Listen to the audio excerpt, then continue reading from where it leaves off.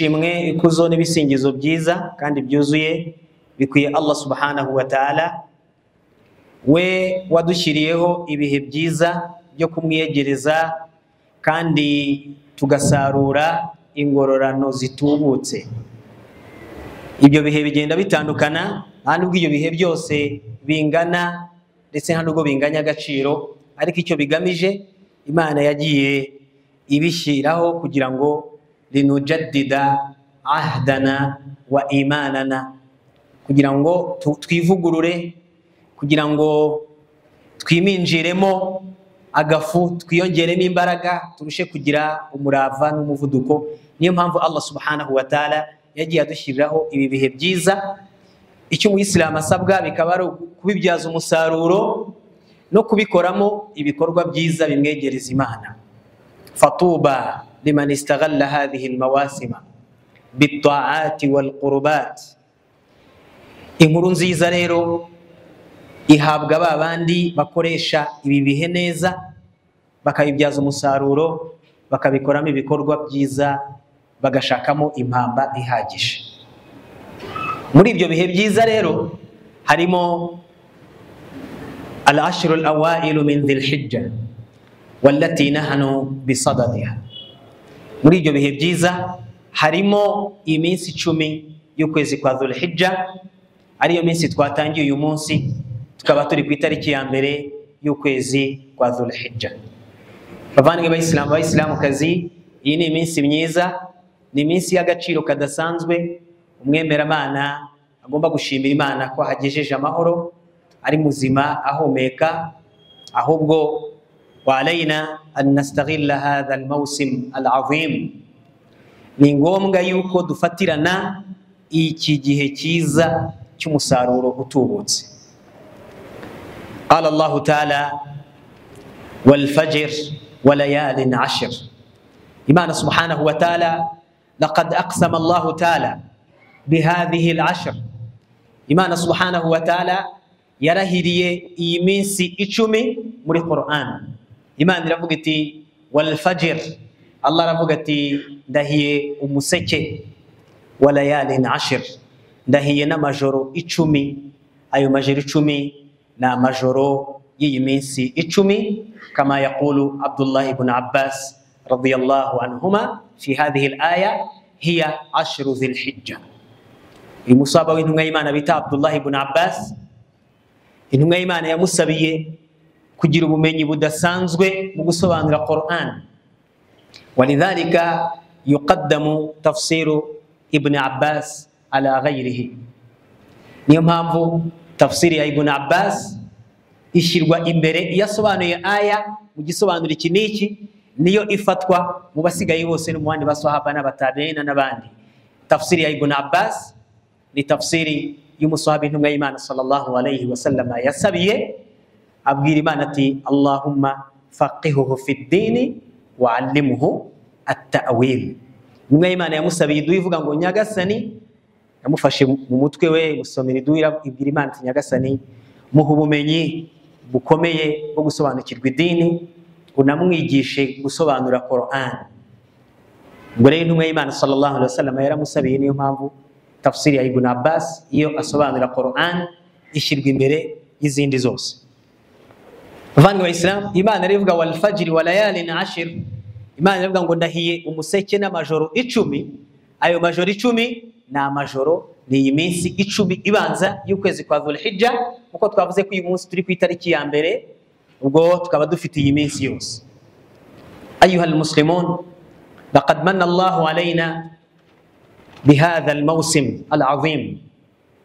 Bavandimwe b'Islam, Allah subhanahu wa ta'ala yaduhaye ingabire y'iyi minsi 10 ibanza y'ukwezi kwa Dhul-Hijja. Iyi minsi ikaba ari iminsi ihambaye. Intumwa y'Imana sallallahu alayhi wa sallama yaqulu nabiyyu sallallahu alayhi wa sallama mubayyinan fadla hadhihi al-'ashr.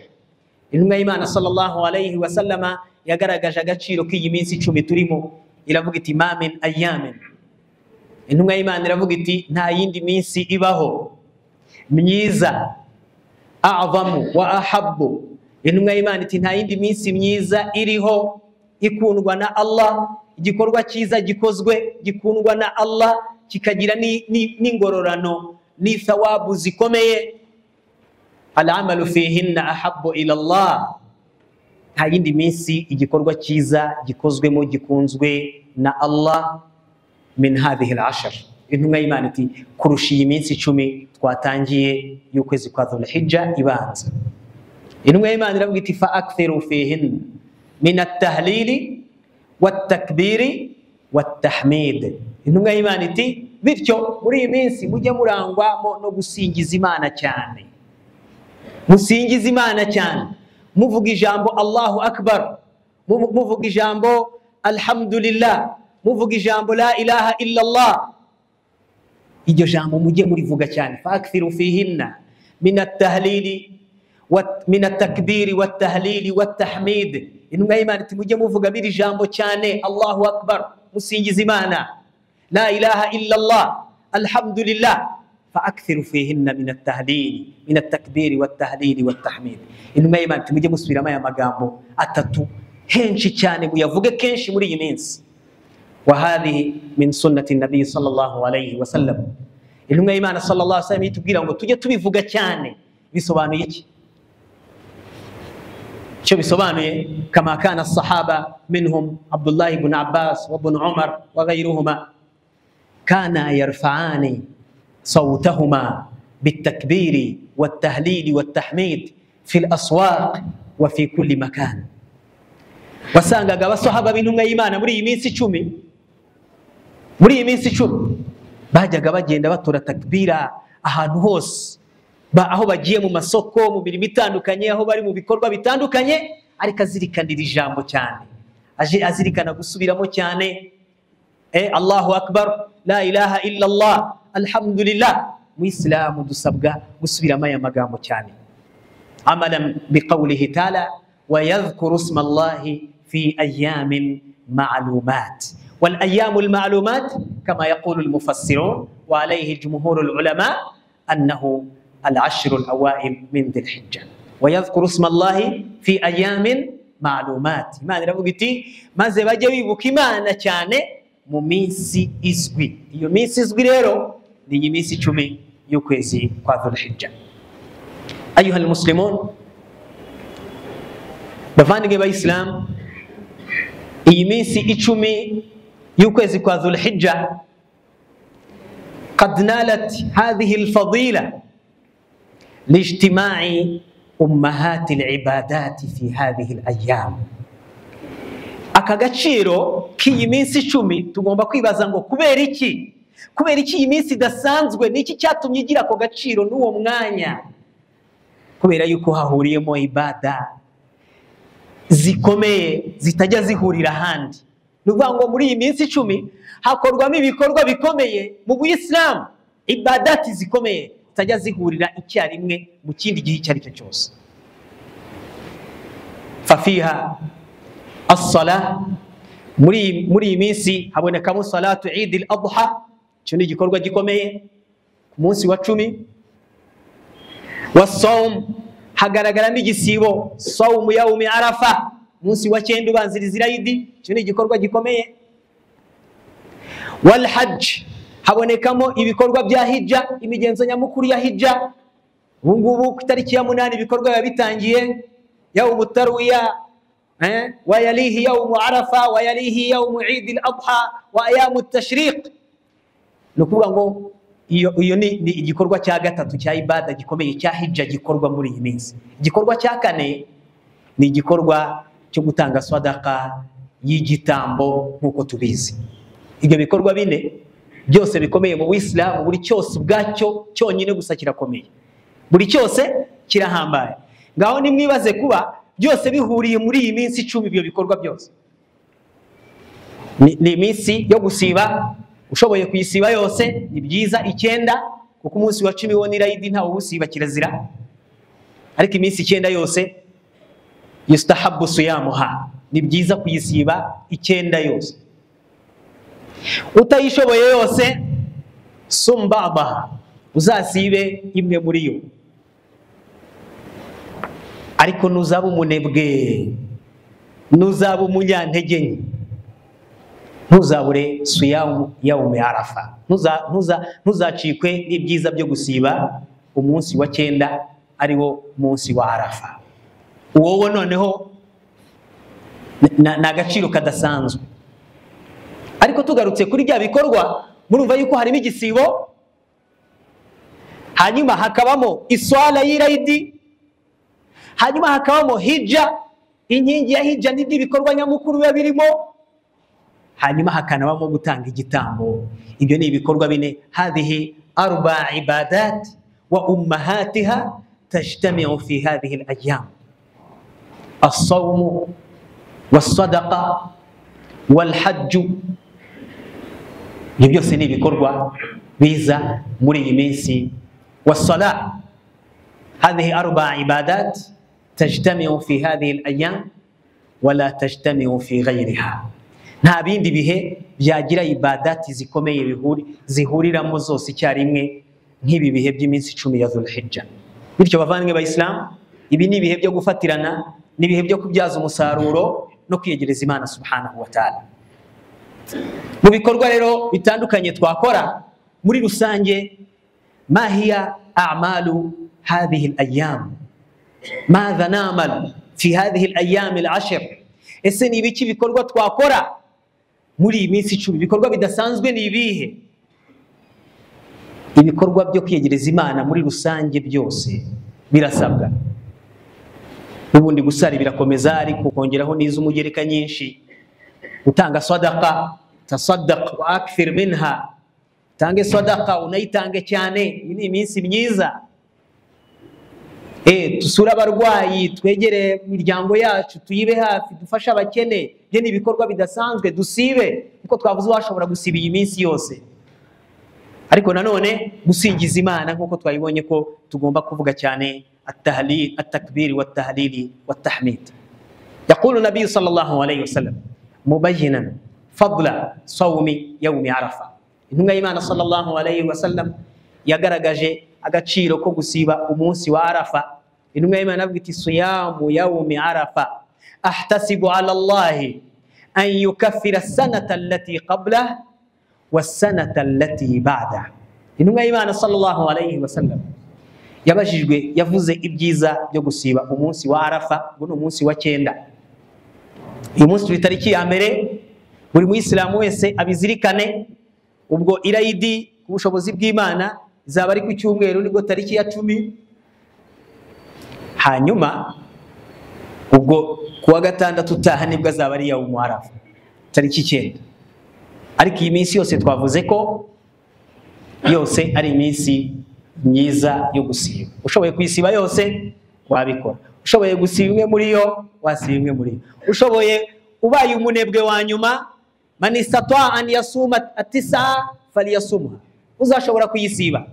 Waman istata'a an yasuma ba'daha falyaf'al, uzashobora gusiba imwe muri yo azabikore. Walakin alaykum bil yawmi at-tasi' wa huwa yawmi arafa. Ariko tuzirikane by'umwihariko umunsi wo gusiba wa Arafa. Intumwa y'Imana sallallahu alayhi wasallam yabajijwe agaciro ko gusiba uyu munsi wa Arafa, iravuga iti yawmu Arafa ahtasibu ala Allah, ngo nizeye kuri Allah, nizeye kuri Allah yuko uyu munsi wa Arafa umuntu usibye Imana izamubabarira ibyaha by'umwaka watambutse n'iby'umwaka uzakurikiraho. Ma a'zamaha, uyu munsi uremereye bingana iki? Niyo mpamvu bidakwiye ko hari umuyisilamu watakaza ibi byiza n'izi ngabire zo gusiba yawmu Arafa. Sabe Allah subhanahu wa ta'ala azatugezeyo amahoro kandi adushoboze gukora ibikorwa byiza muri iyi minsi. Ubwo rero mu bikorwa twakora harimo igisibo, gusiba iyi minsi, gutanga sadaqa cyane, gukora ibikorwa byiza bitandukanye. Thumma, hanyuma bavandimwe b'Islam, twitegure nanone gutanga igitambo. Twitegura ubu ngubu, iki nicyo gihe cyo kwitegura ubwo bushobozi. Al-udhiyya wa hadhihi sunnatu nabawiyya, iyi ni umugenzo w'intumwa y'Imana sallallahu alayhi wa sallam. فقد كان من سننه أنه صلى الله عليه وسلم يبدأ بالصلاة في عيد الأضحى ثم ينحر. intumwa y'Imana sallallahu alayhi wa sallam yabanzaga gusari kuri ya munsi, hanyuma yataha akajya kubaga itungo yabaga yateguye sallallahu alayhi wa sallam. Bavandimwe b'Islam, igitambo ni umugenzo ukomeye cyane mu Islam, ndetse intumwa y'Imana sallallahu alayhi wa sallam yaravuze iti ma amila ibn adam, intumwa y'Imana iti nta gikorwa cyiza mwene Adamu yakora kuri uyu munsi afdalu min iraqati dam, intumwa y'Imana iti nta gikorwa mwene Adamu yakora kuri uriya munsi kiruta kubaga itungo ry'igitambo kubera Imana subhanahu wa ta'ala. Intumwa y'Imana sallallahu alayhi wa sallam iravuga iti wa innaha lata'ati yawma alqiyamati bi adlafiha, intumwa y'Imana iravuga iti ririya tungo rizaza wa ash'ariha, intumwa y'Imana iti ririya tungo rizaza ku munsi w'imperuka ryarabyibushye cyane, rizaza ibinono byaryo, ubwoya bw'itungo buzaza bwarabaye ubundi buremere budasanzwe. Ngaho nibutekereza ubwoya buri ku ihene bungana iki, ubwoya buri ku nka bungana iki, ku munsi w'imperuka buri cyose kizaba gifite uburemere bungana iki. Intumwa y'Imana iravuga iti ibyo ngibyo bizaza imbere y'Imana byaratubutse byarabaye binini. Wa inna dama la yaqa'u 'inda Allahi bimakanin qabla an yaqa'a 'ala al-ard fatayyibu biha nafsa. Intumwa y'Imana iravuga iti kandi ku munsi w'imperuka rizaza rya tungo ryarabyibushye, ibinono, amahembe, ubwoya byarabaye binini cyane. Ariko intumwa y'Imana isoza iyo hadithi ivuga iti ngo kandi ngo iyo umuntu agiye kubaga ririya tungo, ngo ariya maraso ya ririya tungo babaze abanza kwikubita imbere y'Imana subhanahu wa ta'ala, mbere yo kugwa hano aho turi bagiye imbere yacu. Aho abanza kumeneka hambere kugwa ni imbere ya Allah subhanahu wa ta'ala ahantu runaka. Intumwa y'Imana iravuga iti fatayyibu biha nafsa, ngo icyo gikorwa mujye mugikorana umutima mwiza, ko ni igikorwa gikomeye cyane. Mujye mugikorana umutima mwiza. Cyambere ugikore mu bushobozi bwiza wabonye ahantu heza, ugikore neza, ukitondere kandi ugiha agaciro, kuko ni igikorwa gikomeye imbere y'Imana subhanahu wa ta'ala. Bavandimwe b'Isilamu rero, iyi ni iminsi y'agaciro gakomeye, tuyifatirane tuyibyaze umusaruro mu bitwegereza Allah subhanahu wa ta'ala, kubera ko ibi ni ibihe byiza kandi umuntu atabazi niba igihe gitaha azaba akiri mu bahumeka. A'udhu billahi minash shaitanir rajim. Bismillahir rahmanir rahim. Wal 'asri innal insana lafi khusr illa alladhina amanu wa 'amilus salihati wa tawasaw bil haqqi wa tawasaw bis sabr fastaghfirullaha yaghfir lakum innahu huwal ghafurur rahim. Alhamdulillahi rabbil alamin. جعل لعباده مواسم الخيرات واشهد ان لا اله الا الله واشهد ان محمدا عبد الله ورسوله. اللهم صل وسلم على عبدك ورسولك محمد وعلى اله وصحبه ومن تبعهم باحسان الى يوم الدين. اما بعد.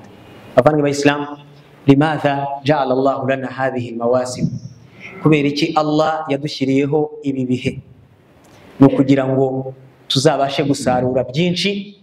Wa in kanat a'maruna qalila wa qasira, imibereho ya ummati Muhammad sallallahu alayhi wa sallam a'maruna qasira walakinaha mubaraka liman istaghalla hadhihi almawasim. Bavandimwe b'Islam, imyaka tugenewe kubaho ni mikeya cyane, ni migufiya muri iyi ummati Muhammad sallallahu alayhi wa sallam, walakinaha mubaraka, ariko ni imibereho ishobora kugira umugisha turabyumva, no kuba ikintu cyaba ari gito ariko kikagira umusaruro mwinshi. Faman istaghalla hadhihi almawasim fi at-ta'at, umuntu wawadhafaha fi al-ibadat, umuntu uzafatirana ibi bihe byiza mu bikorwa bimwegereza Allah, akabikoresha uko bikwiye, wataraqabaha, akabikurikirana, sayanalu min al-ujuri mithlu ma nalaha as-sabiqun alladhina ashu alafa sinin. Uwakoresha neza ibi bihe akabibyaza umusaruro mu kwiyegereza Imana, byanga bikunda azasarura umusaruro utubutse uruta wababayeho imyaka ibihumbi n'ibihumbi. Birasaba gusa kumenya ibi bihe. Mu Islam akabaza amatariki, amenya ngo ubwo tugomba kumenya ikirangaminsi ya kalenda ya Kiislamu, kuko byose bishingira kuri iyo kalenda. Umuyisilamu yagomba kumenya ibi bihe kugira ngo amenye ngo ndakora gute.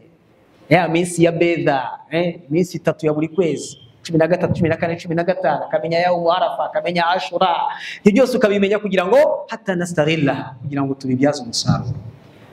يقول النبي صلى الله عليه وسلم أعمار أمتي ما بين 60 إلى 70. Intumwa y'Imana iti imibereho ya umma yanjye ni imibereho hagati ya 60 imyaka 60 na 70. Abo nibo babayeho imyaka myinshi. Ntibibujije ko ntawe uzagira 100, birashoboka bazayigira, ariko ni bakeya cyane. Ariko muri rusange aho ngaho iyo umuntu arengeje 70 abari mu nyongezo, abari mu nyongezo. Ariko iyi mibereho urumva imbere y'Imana abantu babayeho imyaka 2000-3000 baza bakoze ibikorwa byiza, nabo harimo abemera Imana, kugira ngo tuzabashe kujya ku munzani wo guhiganwa nabo. Imana natwe yadushyiriyeho ibihe byiza twakora, ariko imbere y'Imana tukabara ko twabayeho imyaka myinshi bitewe n'ukuntu twabyaje umusaruro. Sa'adribu lakum mithalayn faqat wa nakhtim. Ingero ebyiri gusa tugasoza. Ukwezi kwa Ramadan Imana subhanahu wa ta'ala yadushyiriyeho Laylatul Qadr. وما أدراك ما ليلة القدر ليلة القدر خير من 1000 شهر.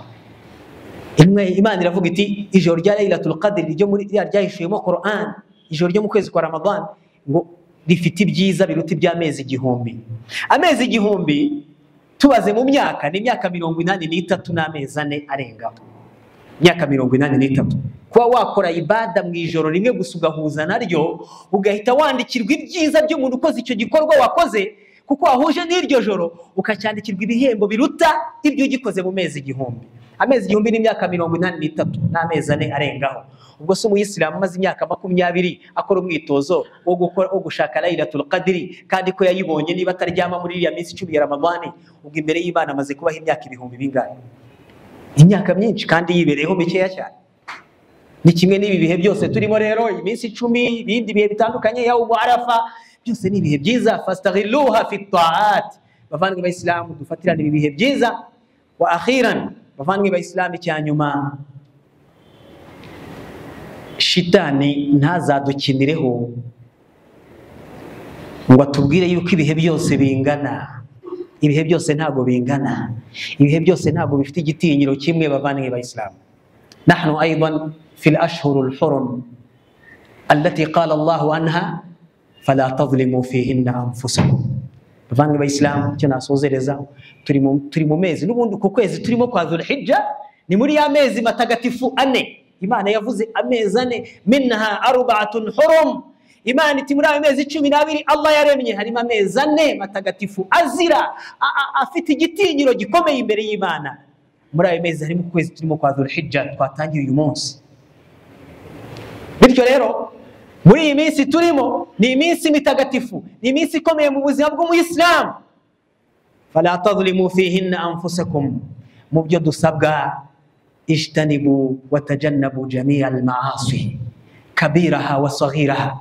Muri iki gihe bavandimwe b'Islamu, twirinde ibyaha, tubigendere kure, byaba bikuru n'ibito. Twirinde kurakaza Imana subhanahu wa ta'ala, kubera yuko icyaha gikozwe muri aya mezi kigira uburemere bukomeye kurusha igikozwe ahandi. Nubwo bitavuze ko no mu yindi minsi ibyaha byemewe, al-haramu haram fi jami'i al-azmina, walakin fi al-ashhur al-hurum ashad. Bavandimwe b'Islamu, haramu ni kizira, n'ibyaha ni kizira mu bihe byose, ariko iyo gikozwe muri iyi minsi Imana yakwihanangirijemo, ubwo biba bifite uburemere budasanzwe. Fattaqullaha ibadallah wastaghillu hadhihi almawasim. Bavandimwe b'Islamu, dutinye Imana, dufatirane ibi bihe byiza, tubibyaze umusaruro, maze tuzabe muri babandi bazasarura umusaruro utubutse.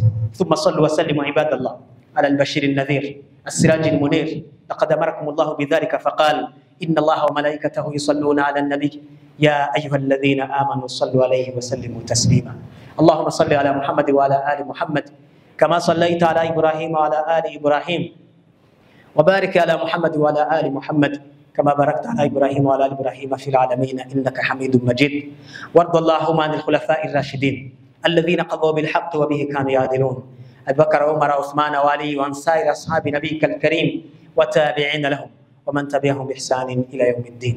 اللهم أعز الإسلام والمسلمين وأذل الشرك والمشركين وانصر عبادك الموحدين. اللهم انصر إخواننا المستضعفين في فلسطين، اللهم انصرهم بنصرك وأيدهم بتأييدك برحمتك يا أرحم الراحمين. اللهم احقن دماء المسلمين في كل مكان برحمتك يا أرحم الراحمين. ربنا آتنا في الدنيا حسنة وفي الآخرة حسنة وقنا عذاب النار.